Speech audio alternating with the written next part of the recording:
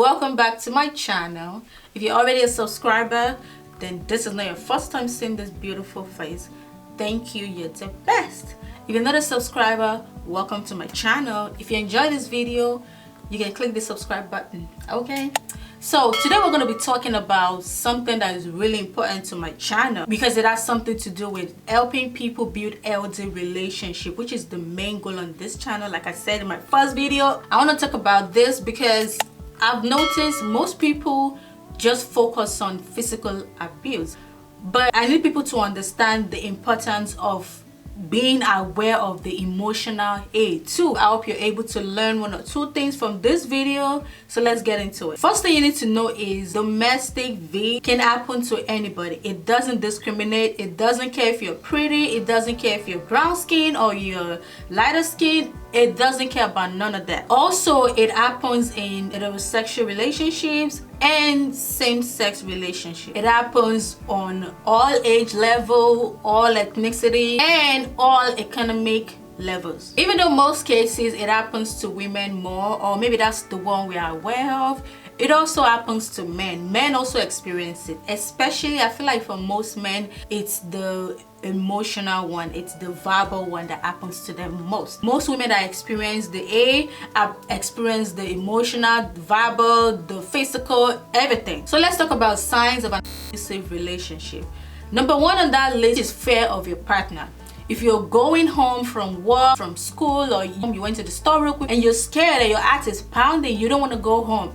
And this could happen to a man. It could be something your partner does. That's most likely because they you. If you feel like you need to walk on eggshells around them, you watch what you say because you're scared, you don't want to say the wrong thing that's going to trigger them. You know, it's like a baby. When a baby is sleeping and you're literally tiptoeing around because you don't want to wake the baby up, or you don't want to increase the volume of the TV because maybe it's going to wake the baby up and the baby is going to get upset. If you find yourself doing that with a grown person, it's probably because they're abused. If your partner belittles you or control you, they bring you down a lot, that's a good sign for you to know you are in an abusive, unhealthy relationship. Also, if you have feelings of self-loathing, or you feel helpless, or you feel desperate for help. So now I'm going to talk about why I believe emotional abuse is far worse than physical abuse. Even though physical abuse can lead you to the hospital, can lead you to the ER, or can even lead to... The thing is, with emotional abuse, when someone is abusing you emotionally, it affects you mentally. It messes up your mental health. You start thinking little of yourself. Whatever that person says to you about yourself, you start believing it too. And also, unlike physical abuse where the person can get arrested when you call the police, or with physical abuse, your relative or your friend might, walking around that time to come say hi, and you can't hide it. They can see that this person just abused you physically. So for that one, they can easily call the police and the police will be there to help you. But with emotional abuse, that's hard because most of the time, most people that are going through abuse try to protect their abuser. So they hide it. So even if a relative comes to visit around that time, they might hide it so good that the relative will have no idea. And in the future, when the relative hears maybe the person commit, then they are shocked and upset and have regrets because now they feel bad. Then they play the signs, things that were different. They're gonna play it in their head and regret they couldn't help, they didn't catch those signs. Just like we already know physical is them being physical, they batter you up and stuff. The thing is, emotional abuse is far broader than just somebody saying mean words to you, bringing you down, belittling you. It's far worse than that. It could be someone rigidly controlling your finances. By that, I'm not talking about couples that maybe for whatever reason they know their partner is not good with money or whatever, and you guys talked about it, both of you agree, you're helping them to manage their finances, helping them to maybe curb their shopping habit. That's different. I'm talking about someone that once your paycheck comes in, they literally just transfer it to their account. You can't even complain, you can't even talk because they're already abusing you.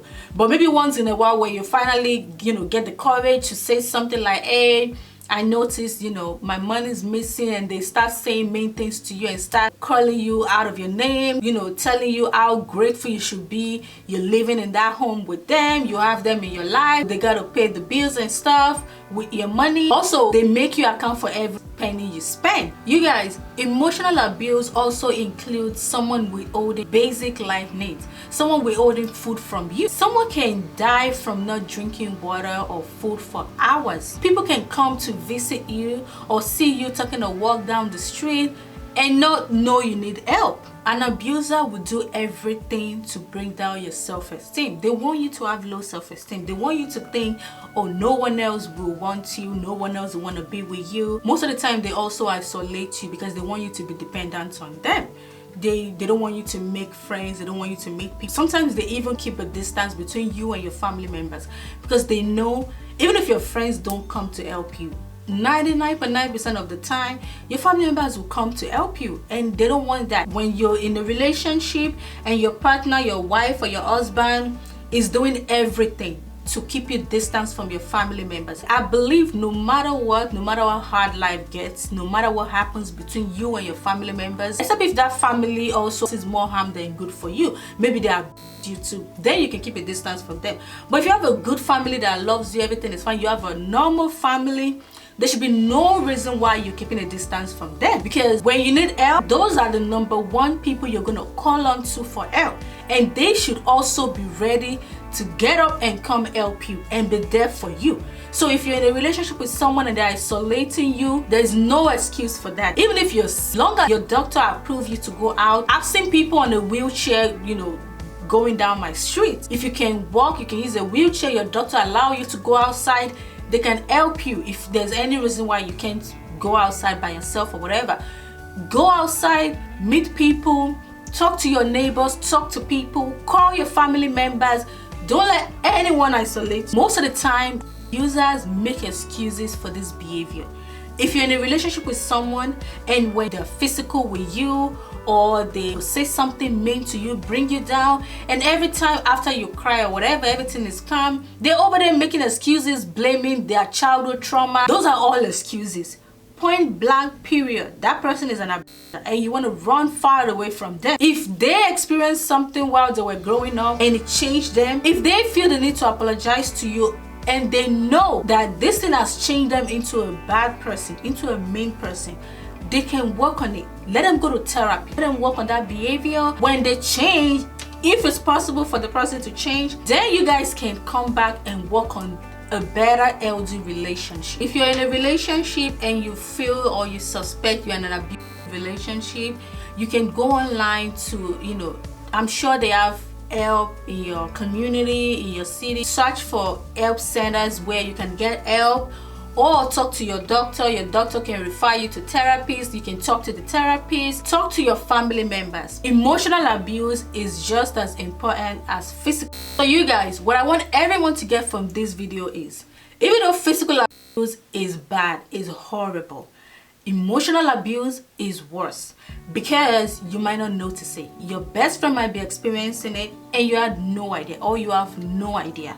So what I'm going to advise everyone do is, every time you go visit your friend or you and your friend link up, pay attention to them. If everyone pays attention to everyone, I feel like there's going to be a reduction in this. So pay attention to your friend. If there's anything different about them, it could be maybe the way they talk, or if you notice they get started easily and they never used to be like that, that could be a good sign for you. Talk to them. Sometimes some people you have to press harder for them to finally open up and tell you. And also, every time you link up with your friends, remind them, hey girl, I'm here. I got you no matter what. Okay? I hope you guys were able to learn one or two things. I'm definitely going to be making more videos on topics that has to do with this. Because like I said in my first video, the main goal on this channel is building healthy relationships that's going to lead to healthy marriages. I hope you guys stay safe out here. If you made it to the end of this video, thumbs up, girl. Bye.